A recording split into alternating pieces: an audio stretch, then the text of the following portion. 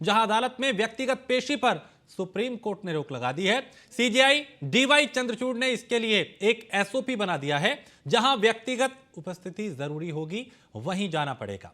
Court के अन्य मामलों में हलफनामा दाखिल होगा।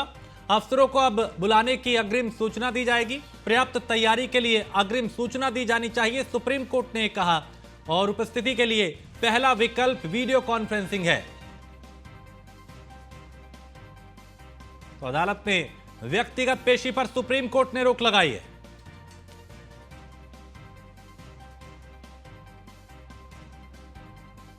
तो अफसरों को अब बुलाने की अग्रिम सूचना दी जाएगी और पीयूष इस पे ज्यादा जानकारी देंगे। पीयूष, अदालत में व्यक्तिगत पेशी पर सुप्रीम कोर्ट ने रोक लगाई है, इसके क्या मायने?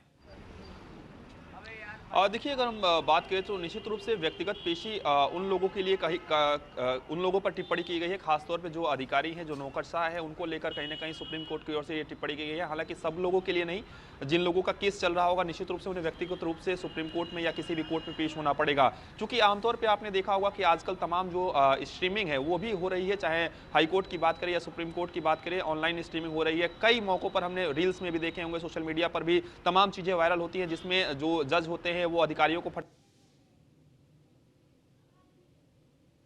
बातें कहीं ना कहीं उस तरीके की होती है।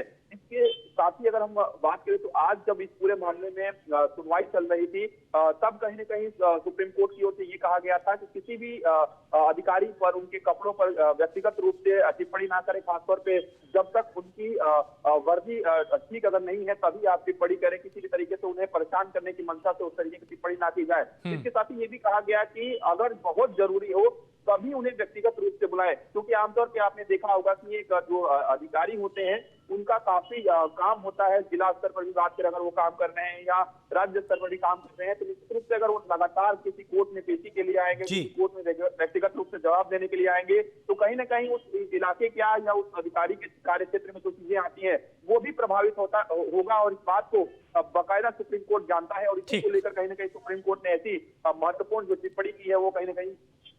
ठीक है, बहुत शुक्रिया पीयूष इस जानकारी के लिए।